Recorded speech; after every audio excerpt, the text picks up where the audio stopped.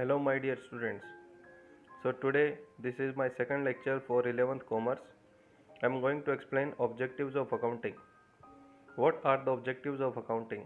Why do we need to prepare accounting? Why do we keep the records of accounting? So there are several objectives which are specified in your textbook. These are number 1, permanent records. Permanent records means in which accounting transactions and events are recorded in written forms. These records are kept either in the form of books or recorded in computer on permanent basis. First of all why do we need to record the transactions.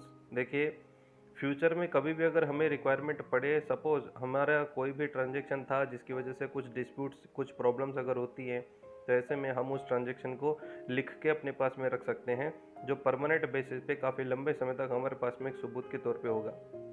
Number 2, to know the effect of each transaction. अगला काम होता है हमारे जितने भी transaction होते हैं, हर एक ट्रांजेक्शन का जो इफेक्ट होने वाला है हमारे बिजनेस पे, वो समझना। कैसे? Each transaction has its effect on overall profitability और economic condition of the business. Obviously आप बिजनेस में जो भी कुछ काम करते हो, अगर आप अपनी दुकान का लाइट का बिल भी भरते हो तो उससे भी आपके प्रॉफिट पे असर पड़ता है। आपकी दुकान में अगर आप चाय नाश्ता भी मंगवाते हो अपने कस्टमर्स के लिए, तो उससे भी आपके प्रॉफिट पे असर पड़ता है। तो ऐसे में हर एक ट्रांजेक्शन को लिखना हमारे लिए ज़रूरी हो जाता है, ताकि हमें हमारे होने वाले प्रॉफिट या लॉसेस का पता चलता रहे। Number 3, to know the influential factors. The information of factors affecting profit और loss as well as economic condition of the business can be obtained by preparing accounts. This objective plays vital role in the preparation of accounts. देखिए, to know the influential factor, इसका मतलब क्या होता है? The information of factors affecting profit और loss as well as economic condition of the business can be obtained by preparing accounts. अगर हम हमारे बिजनेस में अकाउंट्स बनाते हैं तो उससे हमें होने वाला कोई भी प्रॉफिट या लॉस है फ्यूचर में, उससे क्या असर होने वाला है, ये भी हम पता लगा सकते हैं। Next is number 4, to determine tax liability. Tax liability means what? देखिए, टैक्स किस पे लगता है? हमारी इनकम पे। और जब हमें इनकम ही नहीं पता होगी तो हम टैक्स कैसे बताएंगे? तो इसलिए हमारी टैक्स लाइबिलिटी पता करने के लिए भी हम जो है यूज करते हैं अकाउंटिंग को। Generally the tax payment liability is determined on the basis of prepared accounts. The burden of tax is determined on the basis of income of the tax payer. हमारा जो भी टैक्स पेयर होता है, यानी अगर हम अपने बिजनेस की बात करें, हमारी पर्सनल बात करें, तो हमारी जो इनकम होती है उस पर ही हम टैक्स पेमेंट करते हैं। Next one is to know the quantum या साइज ऑफ पेबल्स। क्वांटम या साइज, देखिए हमारे जो भी पेमेंट करने हैं उसकी साइज पता करने के लिए, उसका लेवल पता करने के लिए भी हम बुक्स ऑफ अकाउंट्स बनाते हैं। कैसे? सपोज हमने मिस्टर राम को सामान बेचा था 5 लाख रुपए का। तब हमने लिखा कि मिस्टर राम को हमने सामान बेचा 5 लाख रुपए। अब मिस्टर श्याम से हमने सामान खरीदा 10 लाख रुपए का। तो जब भी हम सेल्स या परचेज करते हैं, सपोज अगर मैं परचेज की बात करूं कि हमने 10 लाख रुपए का सामान किसी से खरीदा है, हमने 2 महीने बाद उसको 2 लाख रुपए का पेमेंट कर दिया, उसको भी हमने रिकॉर्ड कर लिया अपनी बुक्स में। फिर कुछ दिन बाद वो भाई साहब हमारे पास में आते हैं, मिस्टर श्याम, और आकर के कहते हैं कि 10 लाख रुपए का पेमेंट करो। हम कहते हैं अरे भाई कैसे, हम तो 2 लाख रुपए का पेमेंट आपको कर चुके हैं। तो ऐसे में वो कहेगा कि मेरे पास में कोई इसका रिकॉर्डिंग नहीं है, लेकिन हमने जब पेमेंट किया तो हमारे पास में तो होगा ना। तो हम उसको अपना रिकॉर्डिंग दिखा सकते हैं कि ये देखो हमने 2 लाख रुपए का पेमेंट किया है और आपका साइन भी यहाँ पे है। तो वो चीज़ जो है वहाँ पे वाइबल होगी, उस चीज़ को हम एक सबूत के तौर पे भी रख सकते हैं। तो देखिए, the business in place of cash transaction, credit transactions are also made. Business में काफ़ी बार क्या होता है, कैश ट्रांजेक्शन की जगह हम क्रेडिट ट्रांजेक्शन्स भी कर लेते हैं। तो जैसे purchase of raw material on credit, हम काफ़ी बार क्या है क्रेडिट पे रॉ मटेरियल परचेज कर लेते हैं। उसके अलावा however this payment is to be made in future, ये पेमेंट हम कब करने वाले हैं? फ्यूचर में। तो ऐसे में हम कह सकते हैं till the non payment of this transaction it is treated as liability. जब तक हम इस ट्रांजेक्शन का पेमेंट नहीं कर देते, इस चीज़ को हम क्या कहेंगे? हमारी लाइबिलिटी। और बिजनेस की लाइबिलिटी को हमारे बिजनेस में रिकॉर्ड करके रखना ज़रूरी होता है। Next number 6, to know the quantum of receivables. हमारे जितने भी रिसीवेबल्स हैं उसका क्वांटम पता करने के लिए, देखिए, जैसे हमने पेबल्स का क्वांटम पता किया था, वैसे ही हम रिसीवेबल्स का भी क्वांटम पता कर सकते हैं। कैसे? Like credit purchase, goods are sold on credit to the customers. जैसे कि हम उधार में कोई भी सामान खरीदते हैं, हम उधार में यही सामान दूसरे लोगों को बेच भी तो सकते हैं। ऐसे में this amount is receivable in the future, और ये पेमेंट हमें फ्यूचर में मिलेगा। और जब फ्यूचर में ये चीज़ हमें मिलेगी तो until the non receipt of this amount it is shown in the books of receivables.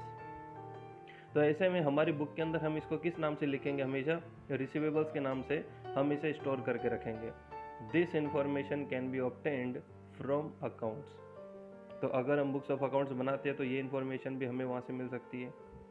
Next one is number 7, to measure profitability of business.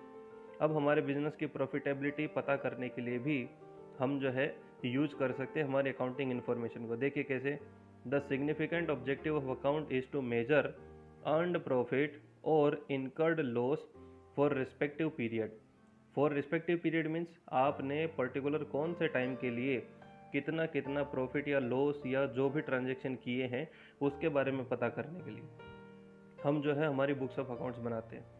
The measurement of profitability is made available by accounting. तो ये जितना भी measurement होता है ये सब किससे possible हो सकता है? अकाउंटिंग से। Next one is to know the economic status of the business. अब हमारे बिजनेस का इकोनॉमिक स्टेटस अगर मैं पता करना हो, इकोनॉमिक स्टेटस क्या होता है? देखिए, अगर मैं बात करूँ मिस्टर मुकेश अंबानी की इकोनॉमिक स्टेटस कैसी है, बाकी अदर दूसरे लोगों की कैसी है, तो बिल्कुल उसी तरीके से बिजनेस की भी अपनी खुद की एक स्टेटस होती है।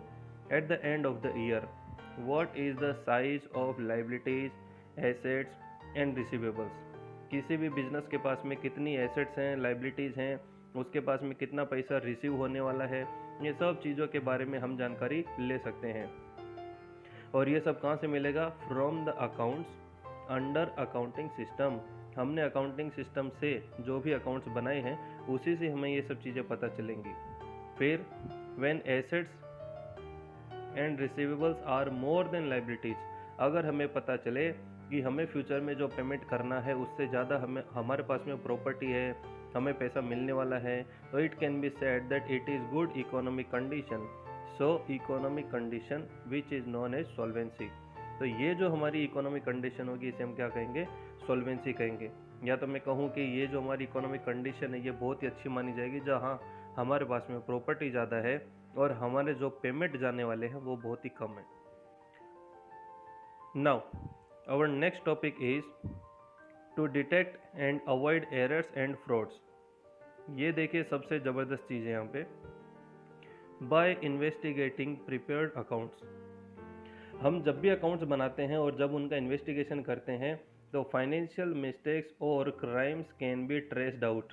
ऑब्वियसली जो भी फाइनेंशियल मिस्टेक या जानबूझ करके कोई क्राइम किया जाता है तो उसे हम ढूंढ करके निकाल सकते हैं। Accounting helps to prevent such kinds of undesirable events. Accounting maintains indirect control to avoid errors and frauds.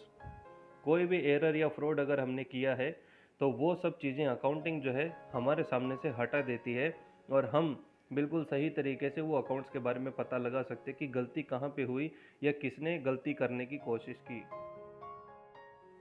So now our next topic is advantages of accounting. देखिए अकाउंटिंग करने के एडवांटेजेस क्या होते हैं।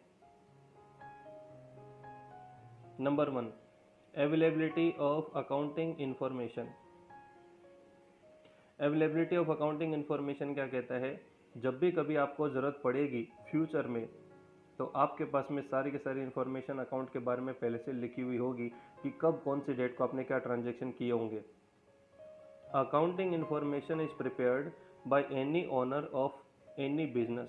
कोई भी बिजनेस वाला जो है, इवन जो दूध वाले होते हैं वो भी आपको पता होगा शायद मंथली कार्ड बना के रखते हैं। वो क्यों बना के रखते हैं? क्योंकि हर दिन का 50 घर में उनके यहाँ से दूध जाता है, वो लोग याद नहीं रख सकते, तो इसलिए सबको एक एक कार्ड बना के दे देते हैं और वो कार्ड के ऊपर जो भी अमाउंट लिखी होती है उसको याद रखते हैं। If this information is readily available it can be used by the owner as and when it is needed। जब भी ज़रूरत पड़े तब उसका ओनर जो है उसकी यूज कर सकता है जो भी हमने अकाउंटिंग इन्फॉर्मेशन रिकॉर्ड की होगी। जैसे an owner wants to obtain a loan from the bank, he can produce prepared accounting information of his economic status and can obtain the loan। जैसे आप लोगों ने काफ़ी बार सुना होगा कि जब भी कभी हम बैंक से लोन वगैरह लेने के लिए जाते हैं, हमारे पेरेंट्स अगर बैंक से लोन लेने के लिए जाते हैं तो ऐसे में बैंक वाले हमसे हमारा ITR, इनकम टैक्स रिटर्न और भी अलग अलग फाइल्स वगैरह मांगते हैं। वो सब इसी वजह से होती है कि जितने अच्छे हमारे पास में इनकम के सोर्सेज होंगे, बैंक हमें उतनी ही जल्दी लोन प्रोवाइड करेगा। Okay, number 2। सेकेंड नंबर है टू नो द प्रॉफिटेबिलिटी। अब देखिए प्रॉफिटेबिलिटी क्या कहते हैं। During specific accounting period how much profit is earned और how much loss is incurred by the business.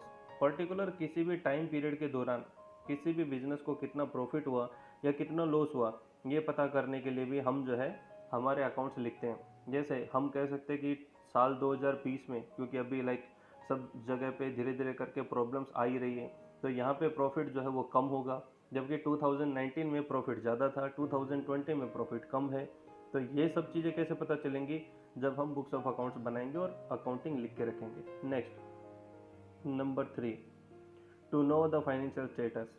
अब obviously third one is financial status. जैसा कि हम जानते हैं हमारे बिजनेस के पास में कितनी लायबिलिटी है, कितनी एसेट्स हैं, इनके बारे में गिनती करना, हमें पता चलेगा हमारा financial status. Number 3 is tax planning. Tax planning का मतलब क्या है कि फ्यूचर में आपको जो टैक्स पेमेंट करना है वो कितना होगा, और उसके अकॉर्डिंग आप जो अपने पास में पहले से टैक्स पेमेंट करने के लिए अपने पास अरेंजमेंट करके रख सकते हैं। Next, valuation of business. देखिए वैल्यूएशन ऑफ बिजनेस क्या कहता है। रिसेंटली आप लोगों ने सुना होगा कि फेसबुक कंपनी ने व्हाट्सएप को ख़रीद लिया, फेसबुक कंपनी ने इंस्टाग्राम को ख़रीद लिया। अब व्हाट्सएप कंपनी जो है वो सिर्फ ऑनलाइन एक मल्टीमीडिया या सोशल मीडिया का जो एक मार्केटिंग प्लेटफॉर्म था, लोगों के लिए बातचीत करने का एक प्लेटफॉर्म था, लेकिन उसकी वैल्यूएशन किस तरीके से की जा सकती है, क्योंकि उसके पास में प्रॉपर्टीज़ के नाम पे तो बहुत ही कम चीज़ें होंगी, और प्रॉपर्टी के नाम पे जो कम चीज़ें होंगी, ऐसे में उसकी वैल्यूएशन कैसे करें, अरबों करोड़ों रुपये गिनती कैसे करें। तो ये सब करने के लिए भी क्या है, बिजनेस में हम अकाउंटिंग का सहारा लेते हैं कि कितने कम दिनों में बिजनेस कितना ज़्यादा ग्रो हुआ। In practice sometimes an owner sells his own business to another person. काफ़ी बार क्या होता है कि कोई बिजनेस अपना खुद का जो कोई भी पर्सन होता है अपने बिजनेस को किसी दूसरे के सामने बेच देता है। Under these circumstances what should be selling price of business. ऐसी कंडीशन में हमारे बिजनेस को बेचने की प्राइस क्या होनी चाहिए, ये पता करने के लिए भी हम क्या करेंगे, अकाउंटिंग का यूज करेंगे। Number 6 and that is decision making. अब देखिए डिसीजन मेकिंग क्या होता है। Different forms of business like sole proprietorship, partnership form and company prepare their own accounts, specifically accounts of company as used by several shareholders like creditors, shareholders, investors for their investment decision। आपको पता है अगर कोई भी company के अंदर अगर हमें अपना पैसा इन्वेस्टमेंट करना हो या उस कंपनी के साथ में बिजनेस करना हो, तो हमें बहुत सारी चीज़ें सोचनी पड़ती हैं। जैसे मैं आपको 2 ऑप्शन देता हूँ कि अगर जैसे कोई झलक सोडा कंपनी है, वो आकर के हमें ये कहते हैं कि आप हमारी कंपनी में अपने 5 करोड़ रुपए का इन्वेस्टमेंट करो, हमारी कंपनी बहुत अच्छी है, अच्छे से बिजनेस करेगी, पैसा कमाएगी, फिर हम लोग आपको 5 करोड़ के बदले 7 करोड़ रुपए कमा करके देंगे। और वहीं दूसरी तरफ हमारे पास में रिलायंस कंपनी की तरफ से या टाटा कंपनी की तरफ से कोई आते हैं, वो भी कहते हैं कि हमारी कंपनी बहुत अच्छी है, आप हमारी कंपनी में 5 करोड़ रुपए का इन्वेस्टमेंट करो, हम आपको 7 करोड़ रुपए देंगे। तो आप किसके ऊपर ज़्यादा भरोसा कर सकते हैं? ऑब्वियसली रिलायंस या टाटा कंपनी पे। क्यों? क्योंकि उसका बिजनेस, उसका प्रॉफिट काफ़ी कई सालों से बहुत ज़्यादा अच्छा है। समझ में आया? तो इसलिए हमारे जो भी रिलेटिव लोग होते हैं उनके डिसीजन में या हमारे खुद के भी डिसीजन में अकाउंटिंग जो है वो बहुत काम आती है। Number 7 is as an evidence. Evidence क्या होता है? सबूत। आप जानते हैं अगर किसी मेडिकल स्टोर से आप दवाई भी खरीद के लाते हो और इन केस अगर उस दवाई से आपको कुछ भी प्रॉब्लम हो जाए, एलर्जी हो जाए, कोई दिक्कत हो जाए, तो ऐसे में भी आपको एविडेंस के तौर पे उसका बिल चाहिए होगा। अगर बिल नहीं है तो आप उस मेडिकल स्टोर पे केस नहीं कर सकते। तो अकाउंटिंग जो है वो हमारे सामने या हमारे पास एक एविडेंस के तौर पे भी काम करता है। नंबर 8, अब आता है comparison with past operations. Comparison with past operations क्या कहता है कि सपोज आपने 2005 में कितने रुपए का बिजनेस किया, कितने रुपए कमाए, 2006 में कितने रुपए का बिजनेस किया, कितने रुपए कमाए, 2007 कितना, 8 कितना, 9 कितना, 10 कितना। तो आप लगातार जो है कई सालों का कंपैरिजन कर सकते हैं और कंपेयर करने के बाद आपको जो है उसका आंसर मिल सकता है। यानी कौन सी साल में आपने कितने रुपए कमाए थे। देखिए पढ़ के बता करते हैं। The rules and principles of accounts do not change. Accounting के नियम चेंज नहीं होते, हर साल वही सेम टू सेम रहते हैं। तो due to this feature present performance of profitability or economic condition can be compared with past, and information for the development of business can be obtained if development has not taken place or is not as per the expectations. Planning can be undertaken. यानी आपने पहले जो सोचा था क्या उसके according आपका development हो रहा है, और अगर डेवलपमेंट नहीं हो रहा है तो ऐसे में आप जो है कंपैरिजन कर सकते हैं अपने पास्ट के साथ में कि पास्ट में आपने कितने काम किए थे, उससे आपको क्या प्रॉफिट हुआ है, क्या लॉस हुआ, और अभी क्या चल रहा है उसके साथ में कंपैरिजन करके आप अपने डिसीजंस चेंज कर सकते हैं। Number 9, and that is moral control. Moral control क्या कहता है? Accounts are in writing form. जो भी अकाउंट्स होते हैं वो कैसे होते हैं? राइटिंग फॉर्म में होते हैं। ऐसा नहीं कि हमने बोल करके कुछ भी अकाउंट्स बना लिए, नहीं, वो लिखे होते हैं हमेशा से। These are use as evidence, और उसे हम कैसे यूज कर सकते हैं? एविडेंस के तौर पे।